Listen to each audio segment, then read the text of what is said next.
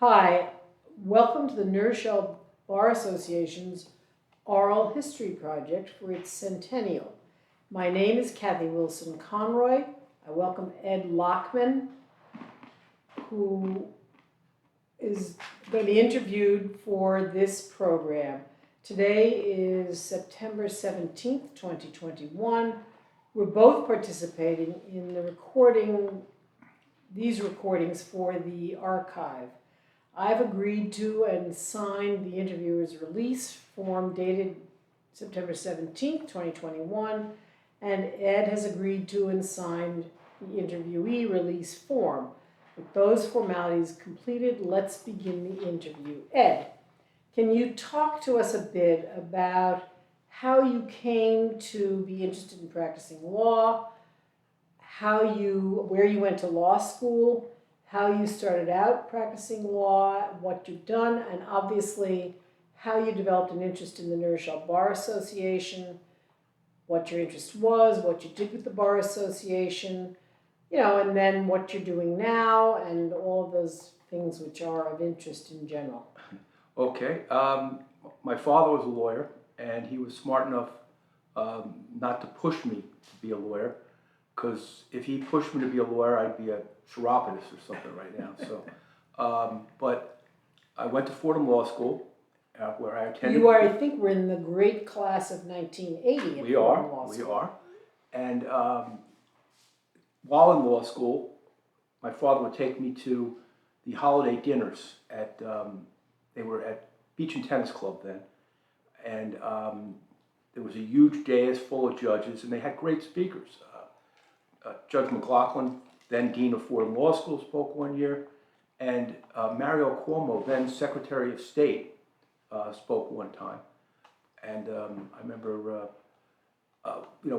going through them every year once I started practicing law.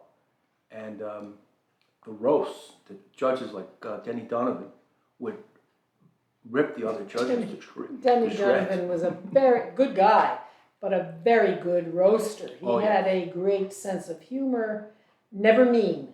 No, never mean. Well, he one time referred to Judge Murphy as the reason why some species eat their young. Some would take that as a compliment. Judge Murphy thought it was hilarious. So, I was in general practice when I started working at Muldoon, Horgan, and Loughman. That was where your dad was? Yes, and basically anything that came in the door. And I realized that certain things, just were too complicated, or the learning curve was so much it wasn't worth coming up to speed and doing that. I did general practice, but a lot of litigation, trust and estates, real estate, and early on we represented College of New Rochelle and the St. Francis College in Brooklyn, and did some education law, and we still represent the Ursuline School. As I got older, back in the day, there was something called conservatorships, and it's usually elderly people that you'd have to have somebody appointed to take care of them. And those would be people who had not ever signed a power of attorney, most likely. Very often, yes.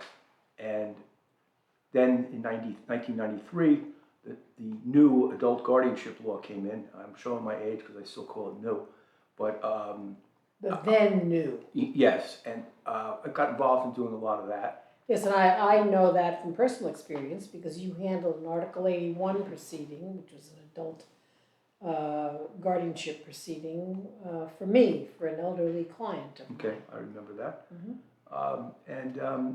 As I got older, I found out that litigation is a young man's sport, because I just didn't want to do 10, 12-hour days anymore. I remember when I first joined, it was pre-CLE, so you didn't have the carrot to offer people to come to dinners to say that we could take care of your CLE. But we always tried to have something interesting related to the practice of law,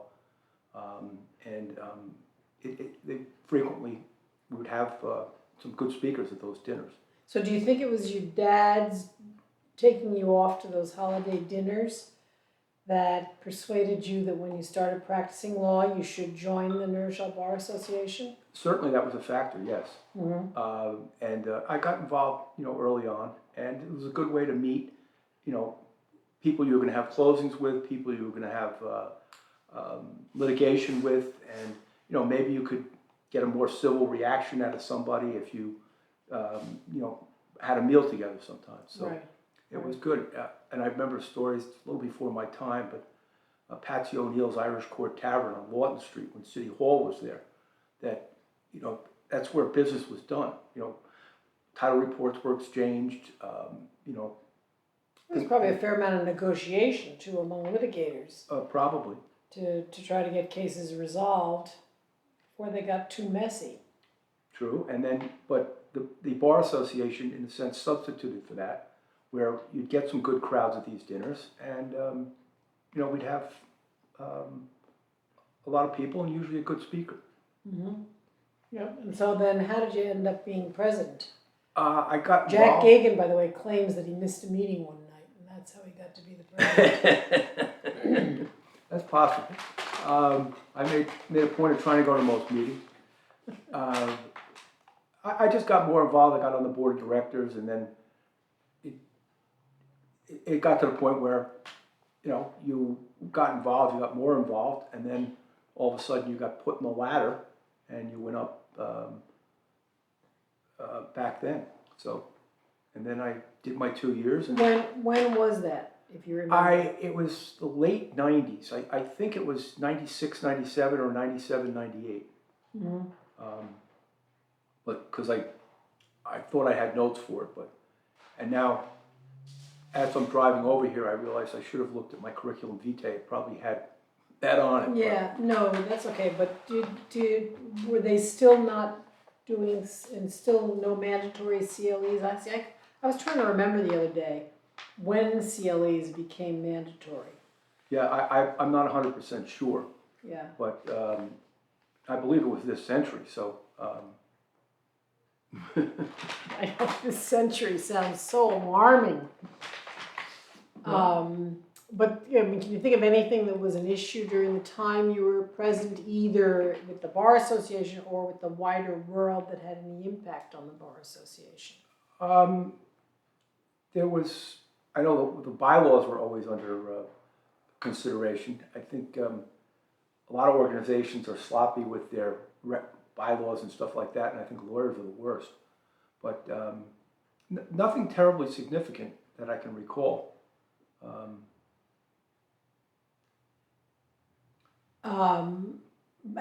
But obviously you liked it, and it sounds to me as though what you felt was the best feature of the Bar Association for you was the collegiality, shall we call it? Yes, absolutely. The getting to know other lawyers on a more than in the courtroom or in the closing room way. Yes. And well, I mean, back then, City Court was in the basement of City Hall, and you got to know people pretty well because you were shoulder to shoulder all the time. Right. And smoking seemed to be encouraged. I know. In the corridor. Where We you had didn't to even stand. think about it, did we? No. And I was, well, I wasn't smoking cigarettes at that time. I had quit in law school, but it was. Pretty dense. Yes. I'm sure I that's don't miss true. that. Yeah. And so tell us a little bit about, what's been going on since then. Well, certainly I think the major change was CLE. Mm-hmm. It really gave a chance for title companies and banks to really get more involved by, offering free CLE or reduced price CLE. And a big change with the escrow account. I mean, back when I started, we had a special account, and we used that for all, disbursements. And, if you had a filing fee or something, you wrote it out of the special account. But it was still considered our money, yet you could run client funds through it. So I guess technically there was a form of commingling in that you had money dedicated for filing fees, yet you ran client money through that.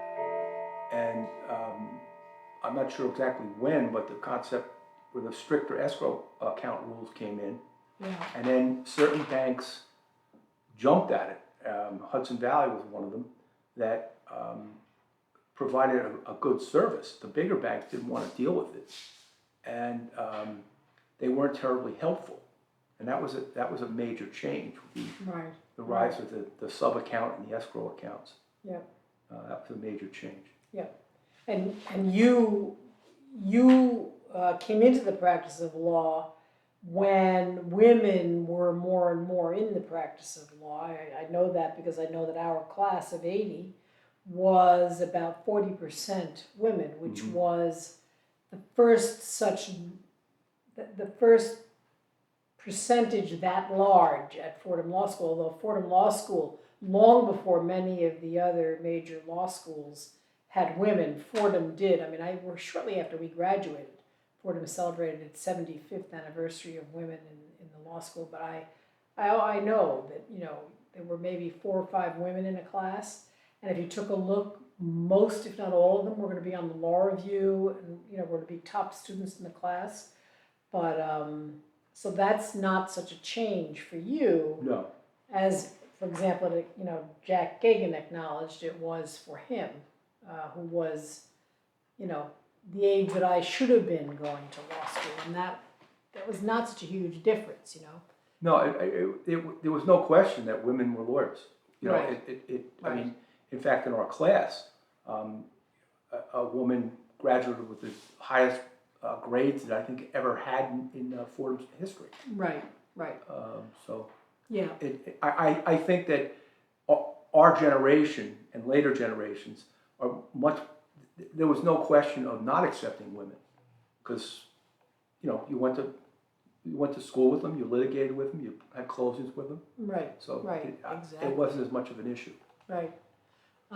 So tell us about what you're doing. What you've been doing in the intervening years in your law practice. You indicated early that you've cut back on litigating, that being, in your view, a young person's game, younger anyway, person's game. So tell us what you've been doing and what you're doing these days. Well, just over a year ago, I moved my office home. And my assistant... Was that because of the coronavirus, or was that coincidental? I was planning on doing it anyway. And my assistant of 23 years feared COVID because she lived with her 92-year-old mother. So she stopped coming in the office. So I had to kind of adjust things anyway. And I don't think anybody could put up with me as she was used to it. She learned over 23 years. But my practice slowed down a bit. I'm doing mostly real estate, adult guardianships, and estate work now. Mm-hmm. But it's painful sometimes I would mark up a closing statement and leave it on her desk and come back and it was in perfect condition. And here I am, typing away at 5 words a minute. And you have to do the whole closing statement. Yes. Not just mark it up. Right. I do know because my secretary has declined to come back. Even though I'm working part-time, she was working part-time. But now that she did not work all during the pandemic earliest time, right now, and then she declined to come back. And she claims that it's because she had her 88th birthday while this pandemic was continuing, and I just think that's outrageous. But so that's what you're doing these days. Yes. Right. Yeah. Oh, that's all good, because while you are younger than I am, you do not have to be terribly young to be younger than I am. That's for sure. Well, we were classmates. Well, we were, although I was in a little different place in my life from the place you were at the time we went to law school. So I'm really grateful to you, and I know everyone is, Ed, for you doing this. And I think we're done, and there's not lots more we could talk about. But time being what it is, and people's patience watching these being what it is. I think we Yeah, don't the mind question that. will be how many viewers you get on the Bar Association's website, which it will be set up as soon as we are finished here. And I Okay. thank you, Jack, for coming and working with us and appreciate it. He even thanks you, Ed. Ed,